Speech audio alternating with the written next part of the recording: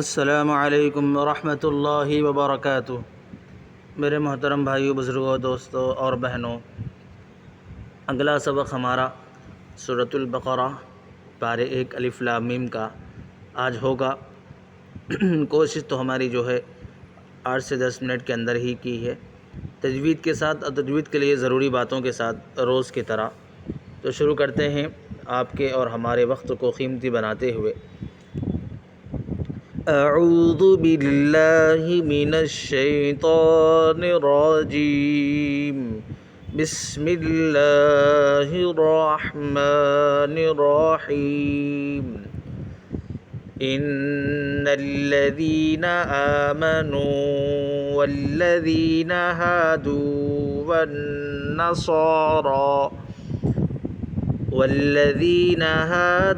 वन्नसारा वस्साबिईन मन आमन बिल्लाहि वल यौमिल आखिर वअमिल सालिहन फलहुम अजरुहुम इंद रब्बिहिम वला खौफुन अलैहिम वला हुम यहज़नून। वइज़ अख़ज़ना मीसाक़कुम रफ़अना फ़ौक़कुमुत्तूर ख़ुज़ू मा आतैनाकुम बिक़ुव्वतिन वज़्कुरू मा फ़ीहि लअल्लकुम तत्तक़ून। सुम्म तवल्लैतुम मिन बअदि ज़ालिक फ़लौला फ़ज़्लुल्लाहि अलैकुम वरहमतुहु लकुन्तुम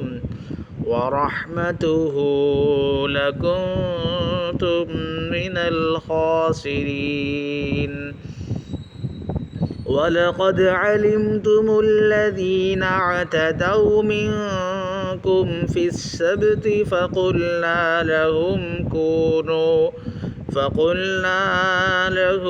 कूनू क़िरदतन ख़ासिईन फ़जअलनाहा नकालन लिमा बैन यदैहा वमा ख़ल्फ़हा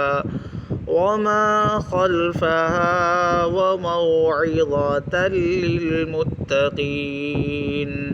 वइज़ क़ाल मूसा लिक़ौमिही इन्नल्लाहा यअमुरुकुम अन तज़्बहू बक़रा क़ालू अतत्तख़िज़ुना हुज़ुवा क़ाल अऊज़ु बिल्लाहि अन अकून मिनल जाहिलीन।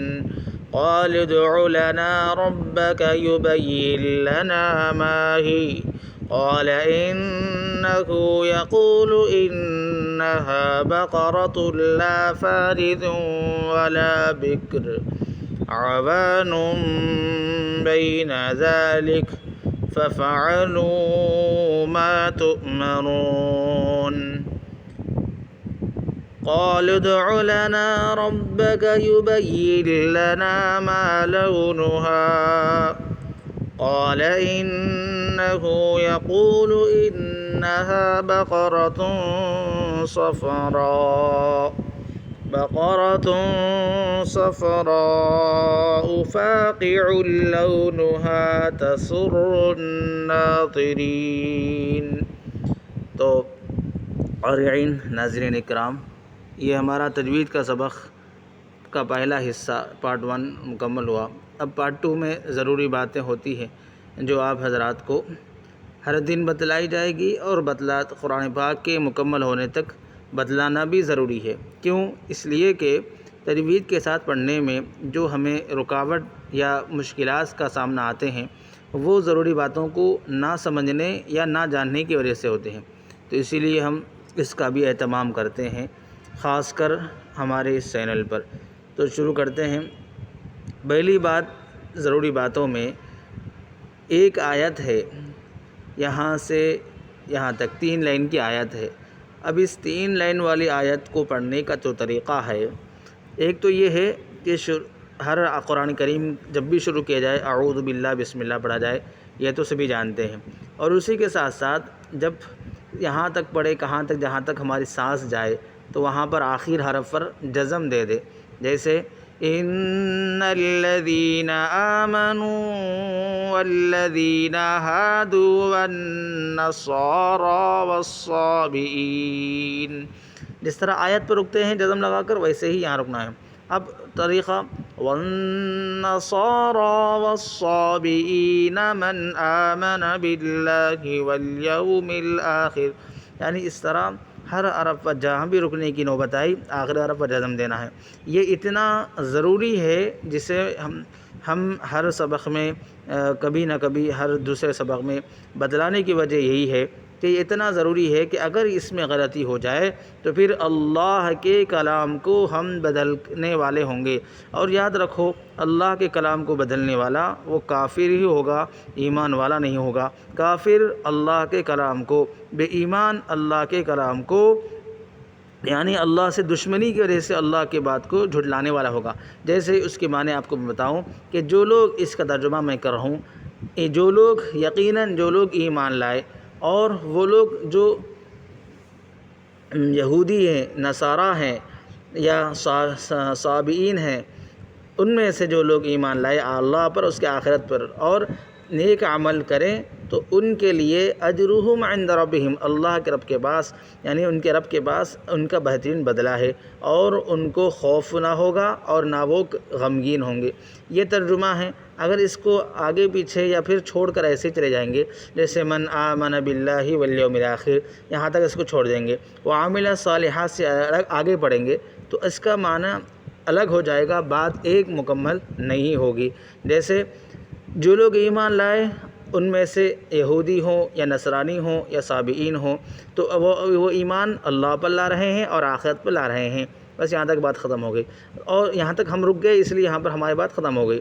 اور وعامل صالحا فلہم اجرہم عند ربہم، اس سے اگر آگے ہم بات چلائیں تو یہاں جو غلطی ہو رہی ہے وہ یہ ہے، اور عمل صالح کرے فلہم، ان کے لیے ان کے رب کے پاس اجر ہے، ان کو خوف نہ ہوگا اور وہ غمگین ہوں گے۔ تو یہاں ایک بات الگ ہو گئی، یہاں ایک بات الگ ہو گئی، یعنی اس کا تعلق اس سے ہے تو الگ ہم کو پڑھنے کی وجہ سے یہ کسی اور کے لیے، یعنی صرف عمل صالح کر لیں گے تو وہ نیک ہو جائے گا، جنتی ہو جائے گا، اور وہ ان کے رب یعنی اللہ انہیں اس کا بہترین بدلہ دیں گے۔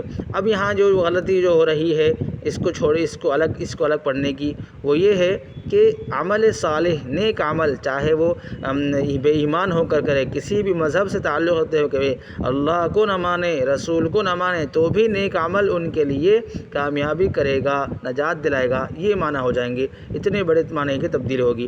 اسی لیے ہر موقع پر یہ بات بتلائی جاتی ہے، اس کا خاص کر اہتمام کرنا چاہیے۔ بقیہ ایک اور بات یہاں پر یہ ہے کہ جیسے آخر میں لام الف جہاں آیا ہے یہاں پر بھی ملا کر پڑھنا ضروری ہے، یہاں جس طرح ملا کر پڑھنا ہے وہی سے رکتے ہیں، رکنے کی اجازت سانس توڑنے کی وجہ سے ہے، اور پھر دوبارہ کر جیسے قال انہ یقول انہا بقرۃ صفراء فاقع لونها تسر الناظرین، اس طرح جو ہے ملا کر ہی پڑھنا ضروری ہے لام الف کی جگہ پر۔